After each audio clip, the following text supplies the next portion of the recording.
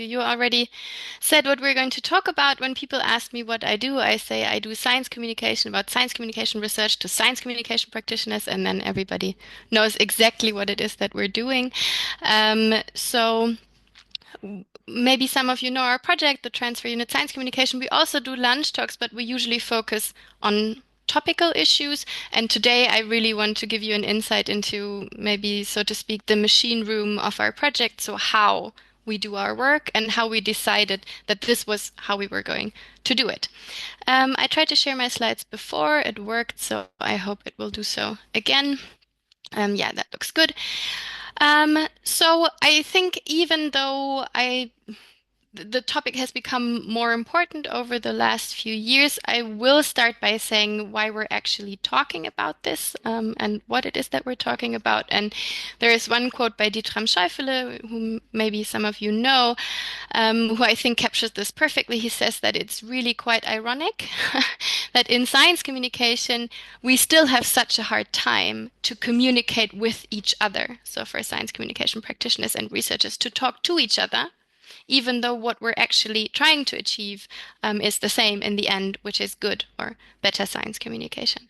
And this is also really the starting point for our project, the challenge that we recognized, which I will lay out a bit more in detail here. So what we see in science communication over the past few years is, of course, that science communication has become a really relevant topic, and that two communities within this topic have developed, which is the research community and the practice community, who are both really diverse and heterogeneous, and there's lots of different actors who do different types of research or do different types of formats, but they really hardly come into contact with each other. So why these two communities are becoming more cohesive and are developing a sense of community, science communication research is thinking of itself as a field of research, which is quite recent, but there really aren't much points of contact between the two communities, and that obviously has consequences for both of them. So science communication researchers often do not really know what may be persistent questions for science communication practitioners, what may be needs, what may be interesting things to do research on,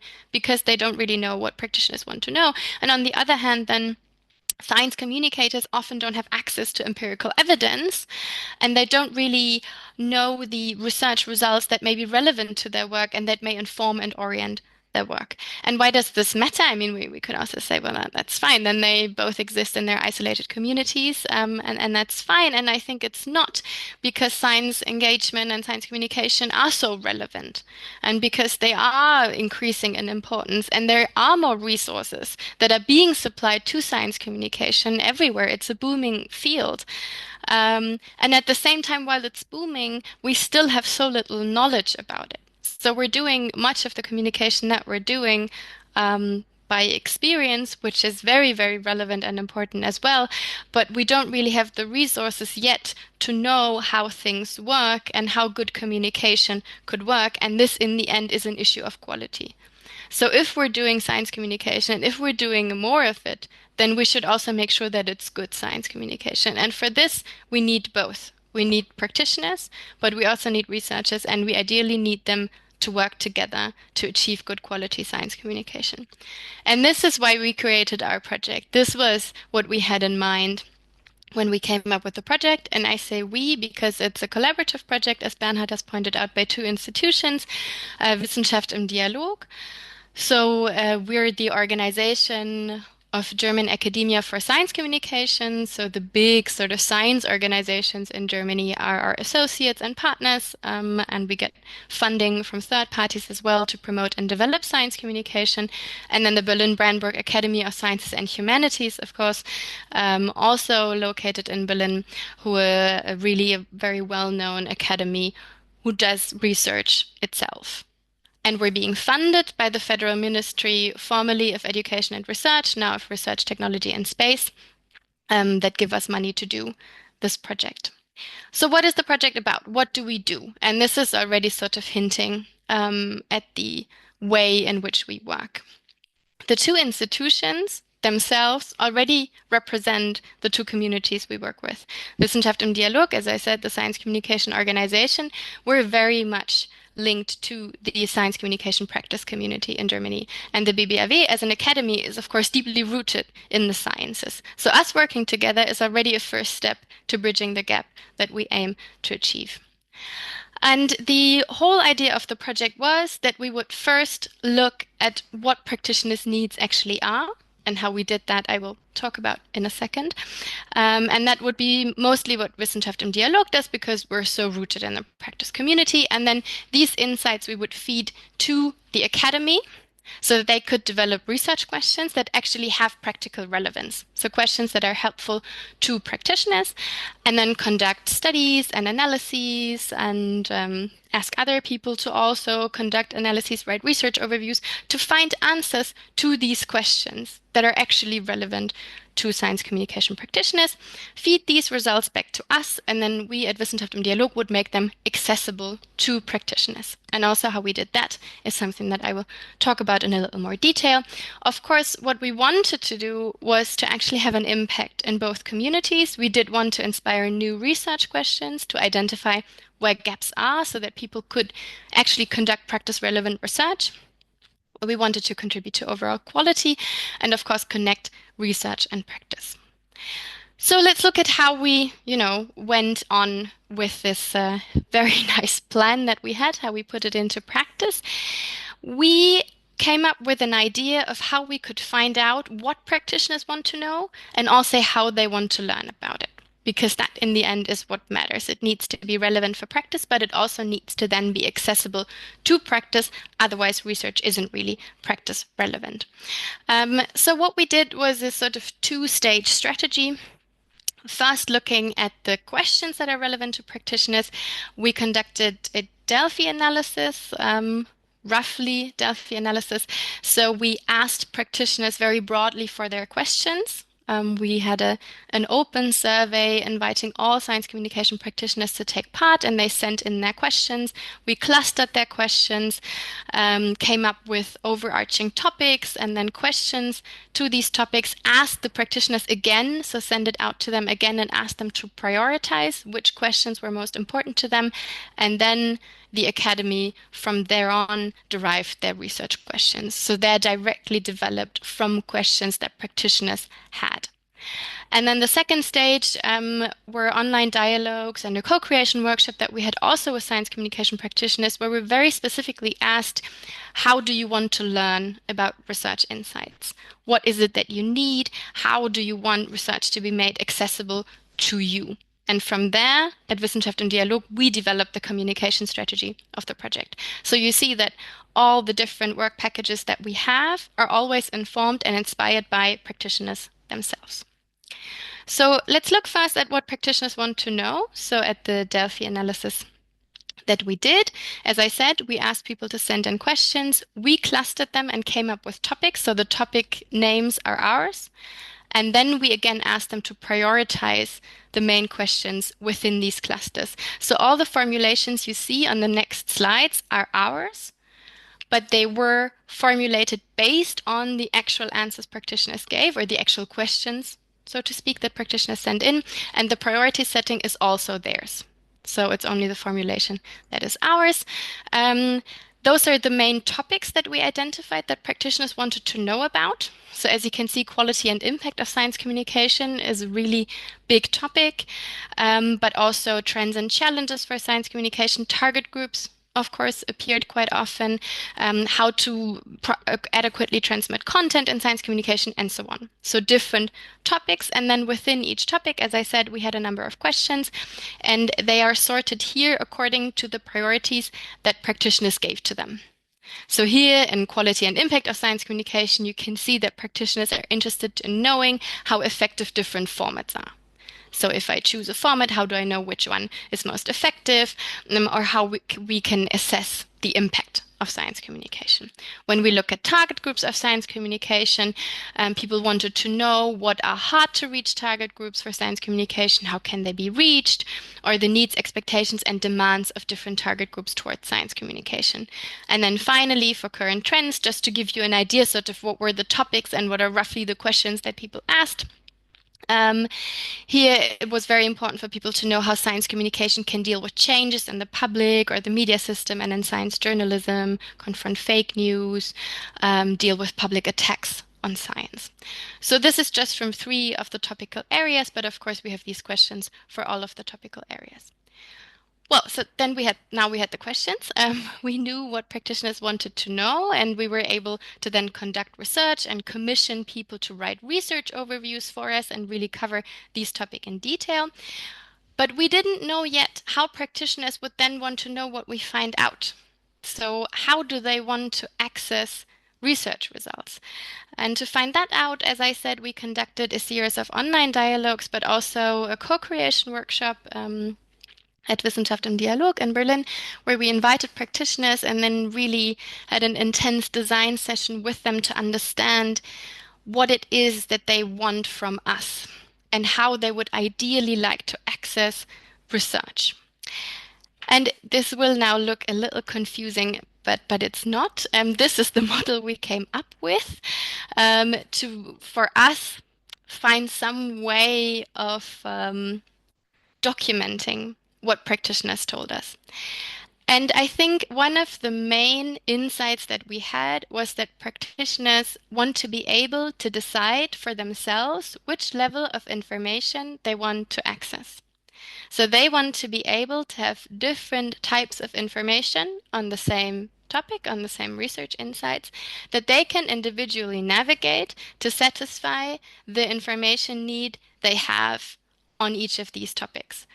So, what you see here is sort of different levels of information that also then take different amounts of time to engage with them. And what really became clear was that practitioners want to be informed about new insights without having to look for them. So some sort of, social media announcements or newsletters, something that sweeps into their timeline without them having to look for it. And from then on, they would like to have some sort of summary supplied to them. So infographics or checklists or guides or recommendations, how-tos, something that is quite practical, but also very easy to digest and easy to access. But they would also like longer overviews, topical summaries, options to really understand what's been found out, information about the methodology, summaries, and always also the option to access the primary sources. So even though many of them thought they would probably most often not be able to actually read the primary sources, they did at least want to be able to access them and then decide for each topic individually whether it makes sense for them to read or not. So this is the insights that we had, and now let's look at what we did with that very specifically. Our topics first. So what is it that we actually looked at? Our project, I think I didn't mention that in the beginning, has been running for roughly 3.5 years. So we now had all the whole sort of introduction I now talked about. So how we found out what we wanted to do, that took about a year, I'd say. And then we really started with our research overviews and also with our practice engagement. We have two different types of formats in which we supply research insights. So one up to now has been systematic reviews. We had only very few of these because they take quite a lot of time and are very complicated to do. So there's sort of rigorous scientific analyses to actually provide answers to questions. And then our other format, which is much more brief and much more to the point, are research overviews. They're quite brief. They provide an overview of our science communication topics and then sort of provide a first orientation for people then to dive deeper. And we also had the chance to conduct some other additional analyses on science communication in the different federal states and so on. But mostly we worked with research overviews. That's really the bulk of what we do. And I don't want to go into detail, but this is roughly what we've done. So as you can see, we have dealt with quite a lot of topics inspired by the questions that we received from practitioners. So we looked at, just for example, at science, skepticism and denialism, at styles of science communication, social media communication, hate speech, and so on. And we still have more research overviews upcoming this year. And now I would like to look at the way in which we communicated the insights that were generated within the project. So this is really, if you think back at the triangle, how did we try to address this triangle, this this need to navigate information yourself. We do that by a communication strategy that has three phases that all have different goals. We start with an announcement phase, which mostly works on social media and via newsletters, where we try to create attention and interest for the topics that we talk about. So this is really topical. When we have a new research overview that comes out, we give some insights. What will people find out in the research overview? What are the questions that it has dealt with? Then comes the publication phase, where we publish a lot of different resources on the same topic. So the full reports always, the access to primary sources that was requested, but also how-tos and infographics. We discuss the topic at length in our newsletter. And then we always, at the discussion phase, where we do our lunch talks that I mentioned, but we also go to workshops and conferences. So we try to engage people with the topic, and we always want to have practitioners speak as well. So this is really our intent, to bridge this gap and bring researchers and practitioners together and not do, one-way communication of science communication, research insights to practice, but to have them engage in the dialogue as well and share their experiences. So just briefly what this looks like to make it a bit more concrete. This is what a typical social media post will look like. So we give insights on the topic. We tell people what we found out. We talk a bit about the concepts. And this we do a couple of times before the actual research overview is published. This is what a full research report looks like. So it looks like a paper, basically. It's just text. But that is complemented, as I said, by how-tos or by guides or by very specific information and by infographics, of course. So to make this more accessible and a bit more visual. And then the lunch talks. At the moment, we roughly have around 100 participants or more in the lunch talks, and research and practice are both represented. And the lunch talks work in a way that we invite researchers to present their insights, so people who have written research overviews for us to present what they found in the overview. And then we always invite practitioners as commentators and discussants. So we invite practitioners to then share their experiences with the topic at hand. So for example, how they deal with hate speech, or how they have dealt with attacks on science or with fake news. And then we have a discussion between the researchers and practitioners, and of course invite people to also share their experiences and their opinions. And so through that, we also create a dialogue between research and practice. And then sort of the final building block of how we're trying to bring research and practice together was our big conference that we had last year. Because I think what I've talked about so far is very much focused on this transmission of information, so from research into practice and from practice into research. But what we really also want to do is to bring people together. And we very quickly found that one of the things that both researchers and practitioners were missing was the personal contact. So to know each other, to be able to maybe also call someone, when you have a question, to know who to call and ask that question to. And we wanted to have a conference as a room and as a space for the two communities to meet and to actually get into personal contact and to discuss with each other. And we did that last year. And to actually make people bridge that gap, we invented some new formats, some new conference sessions. So we had double keynotes. Those were keynotes that were shared by two people, one researcher and one practitioner, who had to share the stage, and then each talk about a topic from their perspective. So to, merge the two perspectives. We had mixed panel discussions. So all the panels were also mixed from research and practice, so that both could contribute their perspectives and their experiences. Mixed presentation sessions, so the same concepts, workshops either from research or from practice. And we had speed dating sessions where we tried to also mix researchers and practitioners to really have this personal contact. And we actually made them regional. So we thought that maybe people who were located closer to each other could meet to then be able to build on that and maybe form collaborations or cooperations. So this is what we do. This is very specifically our communication strategy. And before I'm done, I did want to share with you the questions that we're asking ourselves because while this is all working rather well, I would say from what we can see, so people are coming to the conference, to the lunch talks, they're engaging with our material, it's being used, it's being talked about. We still, of course, have a couple of questions of how we could adapt our work or how confront certain challenges.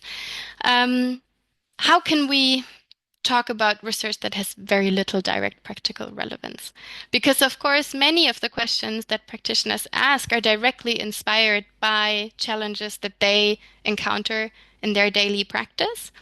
And there may be a lot of research insights that are being generated that don't really have a relevance for everyday work, theoretical and conceptual work. That isn't really focused, on the empirical data and on proving causalities, but that, is more focused on constructing models to think about science communication. And we would still say that it's important to also bridge the gap there, but how do we do that? How can we,